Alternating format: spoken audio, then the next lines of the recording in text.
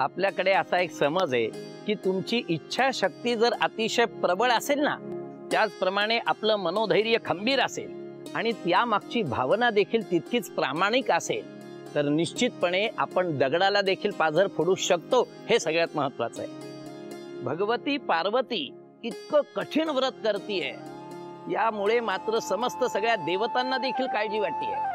मात्र महादेव ते मात्र आपल्या स्वतःच्या निश्चयावर ठाम आहे। पण पुढे मात्र काय लिहून ठेवलंय कोण सांगू शकेल? आपण हे कोणते व्रत करीत आहात? साक्षात महादेवांना प्रसन्न करण्यासाठी करावयाचे हे व्रत आहे। आपण त्या भडंग साधूकरिता व्रत करत आहात।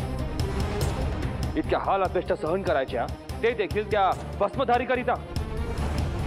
जर आम्हाला या व्रताबद्दल आधीच समजले असते तर आम्ही यांच्या हातून जलप्राशन केलेच नसते। कारण त्या शिवाचे नाव घेणे, त्याचे श्रवण करणे हे देखील अनर्थाचे लक्षण आहे आमच्यासाठी।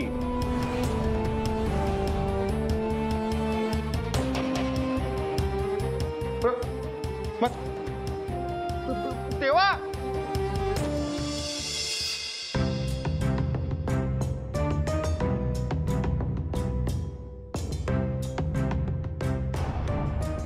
महाराणी, काय झाले आपणास? आपल्या विनंतीस मान देऊन आपल्या परिचयातील, शेजारील आणि बाहेरील राज्यातील विवाहेच्छुक वरांना पाचारण केले होते। ही सर्व माहिती महाराज, हे विवाहेच्छुक वर वाटतात आपणास?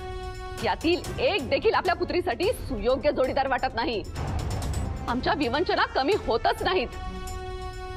आपली कन्या, तिचे त्या रानावनात किती हाल होत असतील। एक राजपुत्री असून भिक्षुकीहून अधिक दुर्धर अवस्था भोगत आहे आणि इथे आपण एक वर निवडू शकत नाही तिच्यासाठी।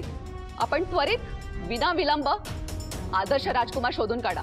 यातील एकही पसंत नसेल तर आपले असे मत आहे की साक्षात देवांना पृथ्वीवर बोलवावे। कसं शक्य आहे महाराणी? नारायण नारायण। प्रणाम मुनीवर।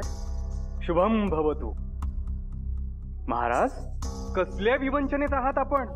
मुनीवर, आपण अगदी योग्य समय प्रकट झालात। अहो, आमची पुत्री पार्वती आमच्या आपुलकीची परीक्षा घेते असे वाटते आम्हास।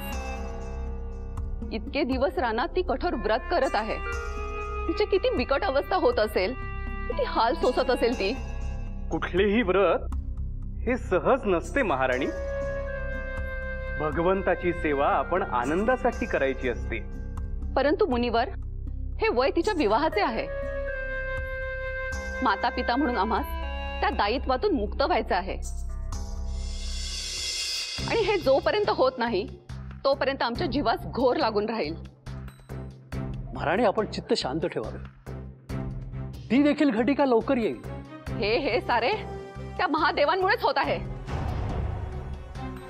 महर्षी दधीची यांनी पार्वतीस लहानपणापासून हेच बिंबवले आहे की केवळ महादेवच तिचे स्वामी असतील आणि तेव्हापासून पार्वतीने त्यांना प्रसन्न करण्याचे ठाम केले आहे। परंतु मला हे मान्य नाही। माझ्या पुत्रीचा विवाह विरक्त साधू योगी असलेल्या महादेवांशी होऊच शकत नाही। नारायण नारायण।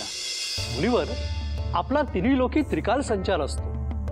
भूत भविष्य हे आपल्यापासून कधीच लपलेले नाही।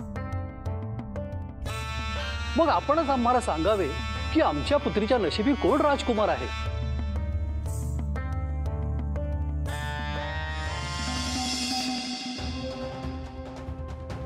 देवा, थांबा, तुम्ही असे माझ्या समोरून निघून जाऊ शकत नाही।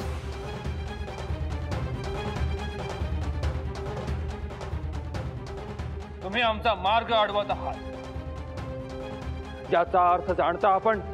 त्याआधी तुम्ही जे कृत्य करून महादेवांना अपमानित केलेत त्याबद्दल काय सांगाल? गेले कित्येक दिवस मी ज्या महादेवांची मनोभावे पूजा करत आहे त्यांना असे कटुबोल आपण लावता तरी कसे? महादेवांना असे बोलण्याची आपली योग्यता तरी आहे का? महादेव कोण? तो साधू, आणि आमच्या योग्यतेबद्दल न बोलणंच योग्य राहील। चला। थांबा, माझ्या पायातील जखमा जेवढ्या वेदना देत नाहीये त्यापेक्षा जास्त वेदना तुमचे बोल देत आहेत। महादेवांबद्दल असे तुम्ही बोलू तरी कसे शकता? आपणास सावध करण्याचा हा प्रामाणिक प्रयत्न आहे। आणि काय ज्ञात आहे आपल्याला शिवाबद्दल? ऐकलं तर विश्वास बसणार नाही आपल्या कानावर. ऐकू शकाल? आहे क्षमता.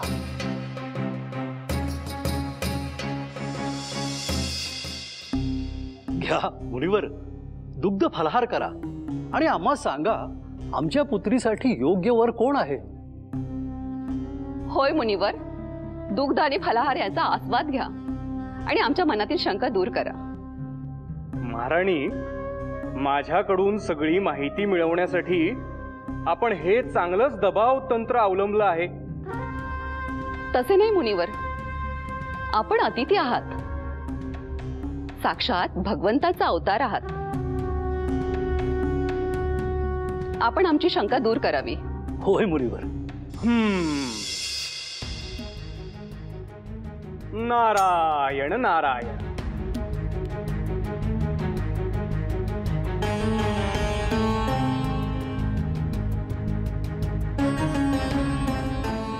महाराणी, महाराज, देवी पार्वतीच्या नशिबी एक अत्यंत सुयोग्य असा युगपुरुष आहे. त्याने केवळ एक नेत्र उघडताच संपूर्ण सृष्टी उजळून निघेल. तुम्ही मला काय सांगणार? मी तुम्हाला सांगते, महादेवांची महती किती थोर आहे ते. त्यांच्या एका नेत्राने ते सारा अंधकार नष्ट करू शकतात. ह्यातच सर्व काही आले. अंधकार नष्ट, भ्रामक कल्पना आहे ही तुझी. स्मशानात राहणाऱ्या व्यक्तीस देव मानायचे तरी कसे? निदान त्यांच्याकडे बघून प्रसन्न तरी वाटावे, पण तेही नाही. या सृष्टीतील समस्त पापांचं क्षालन करण्याची क्षमता त्याच्या अंगी असेल. अधर्म, अन्याय जिथे असेल तिथलं अमंगल नष्ट करण्याची क्षमता ज्याच्या अंगी असेल, त्याच्या नुसत्या येण्यानं शत्रू चळाचळा कापायला लागेल असा महावीर असेल तो. अनेक विध कुळांचा उद्धार ज्यानं केला आहे. ह्या सृष्टीतील चराचर सगळे जीव ज्याची सेवा करण्यासाठी आतुर आहेत असा आदर्श वर आहे आपल्या पुत्रीच्या नशिबात. आपण हे सांगून आमच्या मनावरील भार कमी केला. आपण वर्णिलेला हा वर नक्की आहे कोण? आम्ही त्यास कसे पाचारण करावे? आपण उभयता या वराविषयी उत्सुक दिसता. तसं असेल तर मी प्रत्यक्ष सप्तऋषींना पाचारण करतो विवाहाबद्दल बोलणी करायला.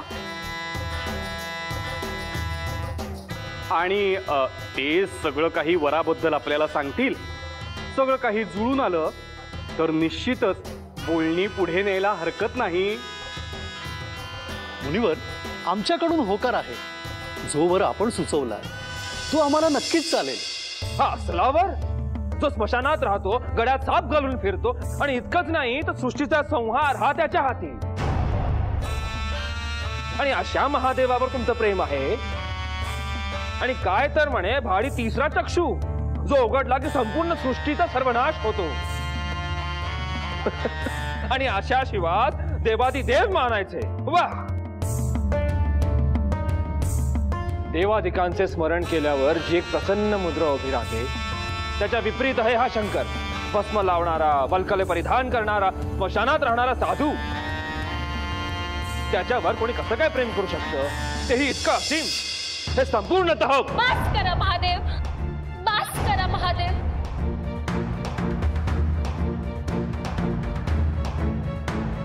अजून बोल लावू नका. आपणास मी ओळखले आहे.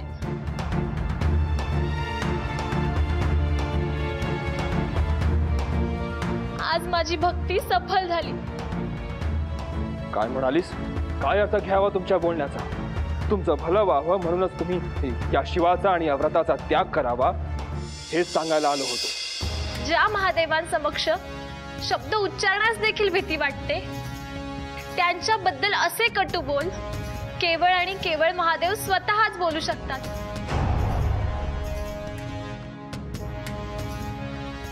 माझ्या जीवनाच्या प्रत्येक श्वासात महादेव आहेत.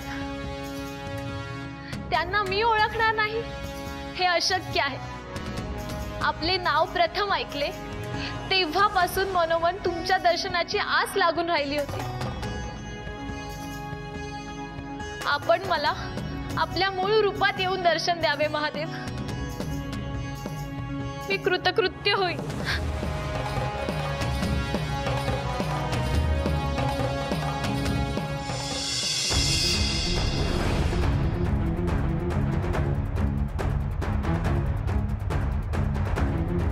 उठा पार्वती.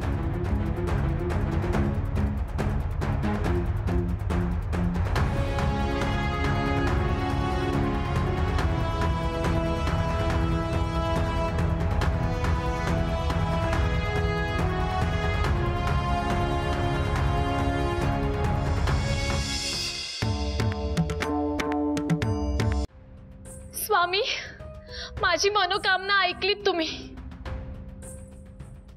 कसे आभार मानू मी तुमचे. ओम नमः शिवाय. आपण मला दर्शन देऊन माझ्या व्रताचा यथासांग समारोप केला.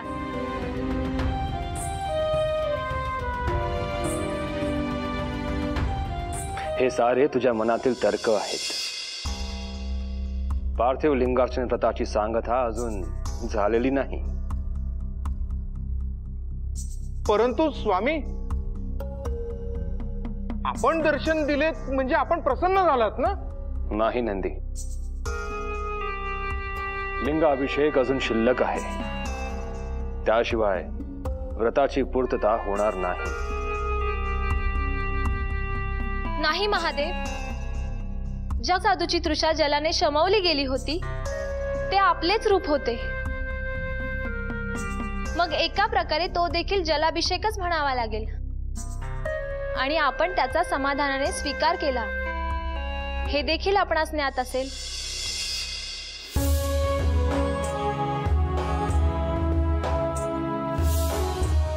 भोलेनाथ, देवी पार्वती सत्यकथन करत आहेत. स्वामी, आपण प्रसन्न झाला आहात ह्यातच माझ्या जीवनाचे इप्सित साध्य झाले.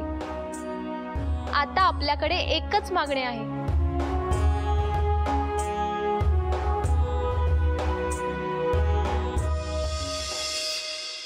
आपण पत्नी म्हणून माझा स्वीकार करावा.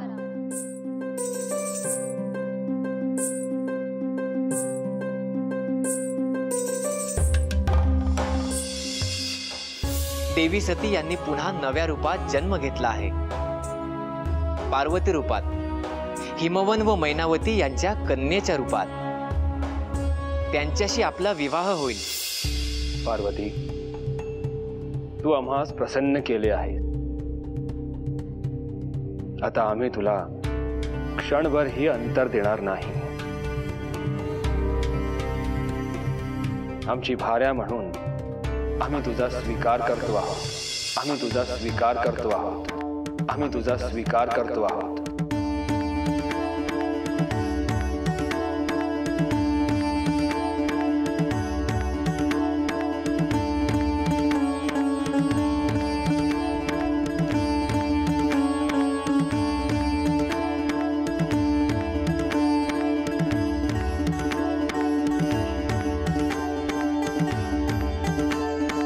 हा क्षण सृष्टीच्या इतिहासात सुवर्ण अक्षरांनी लिहायला हवा. साक्षात महादेवांनी पार्वतीचा स्वीकार केला आहे. ओम नमः शिवाय. अखेर शिवाचे आणि शक्तीचे मिलन झालेच.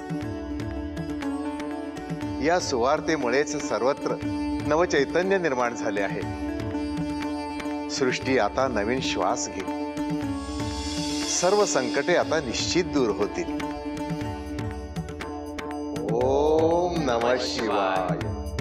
ओम नमः शिवाय. स्वामी, आपल्या आगमनाने माझे जीवन सुखाने, प्रेमाने व आनंदाने व्यापून गेले आहे. ज्या क्षणाची मी आतुरतेने वाट पाहत होते तो क्षण मला आता कायम अनुभवायचा आहे. आता कोणताही दुरावा मला सहन होणार नाही. आता मला आस आहे ती कैलासावर जायची. धन्य हो भोलेनाथा, कैलासी येणार पार्वती माता. शंभो शंभो हर हर महादेव, शंभो शंभो हर हर महादेव.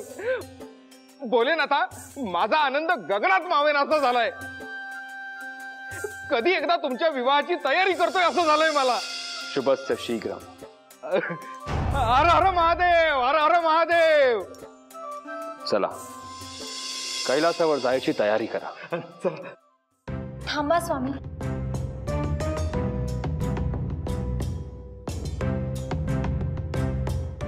काय झाले? तुझे स्वप्न होते ना कैलासावर यायचे? होय स्वामी, व ते स्वप्न पूर्ण होईलच. परंतु त्यात एक समस्या आहे. मी पार्वती, पर्वतराज हिमवन व महाराणी मैनावती यांची कन्या आहे. माझे माता पिता जोवर विवाहास संमती देत नाही तोवर मी विवाह करणार नाही असे वचन मी माझ्या मातेस दिले आहे. त्यामुळे सर्वप्रथम आपल्याला माझ्या माता पित्यांची भेट घ्यावी लागेल. पार्वती, यात चिंतित होण्यासारखे काय आहे? तू आम्हाला जिंकले आहेस, त्यामुळे तुझी इच्छा ती आमचीही. व माता पिता या नात्याने त्यांच्या अपेक्षाही गैर नाही. आम्ही पर्वतराज व महाराणी यांची लवकरच भेट घेऊ. नारायण नारायण. प्रणाम भोलेनाथ. प्रणाम माता पार्वती. माते, आपले व्रत आता विधिवत पूर्ण झाले आहे आणि सगळ्या सृष्टीचे नंदनवन झाले आहे. आता आपल्या व्रताची सांगता ही आपल्या इच्छेनुसार आपल्याला हवा तो वर मिळूनच होईल, यात शंका नाही. आम्ही समजलो नाही मुनिवर. सांगतो महादेव. मी महाराज हिमवन आणि महाराणी मैनावती यांची भेट घेतली. देवींच्या नशिबी कसा वर असेल हे यथासांग वर्णन करून आम्ही त्यांना सांगितले. हे ऐकून दोघंही उल्लसित झाले आणि विवाहाची बोलणी करायला तयार देखील झाले. आता तोही अडसर दूर झाला असं म्हणायला हरकत नाही. परंतु मुनिवर, मातोश्री विवाहास तयार झाल्या, ही तर महाआश्चर्याची वार्ता आहे. त्याचं कारणही तसंच आहे देवी. मी वराचं वर्णन अशा पद्धतीने केलं की त्यांना अमान्य करणं जरा जडच गेलं असावं. मात्र साक्षात महादेवच वर आहेत हे मात्र मी त्यांना सांगितलेलं नाही. म्हणजे मी समजले नाही. देवी, हे कार्य मी सप्तर्षींवर सोडले आहे. तेच सांगतील आपल्या माता पित्यांना की महादेवच आपले वर आहेत. कधी एकदा ती भेट सफल होते याची मी प्रतीक्षा करते आहे. कधी होणार आहे ती भेट मुनिवर? नारायण नारायण. लवकरच देवी. ज्या दिवशी माझ्या पिताश्रींनी ब्रह्मदेवानी या सृष्टीची निर्मिती केली त्या तिथीला म्हणजे चैत्र शुद्ध प्रतिपदेला शिव आणि पार्वती यांच्या विवाहाची मुहूर्तमेढ ठरवली जाईल. नारायण नारायण.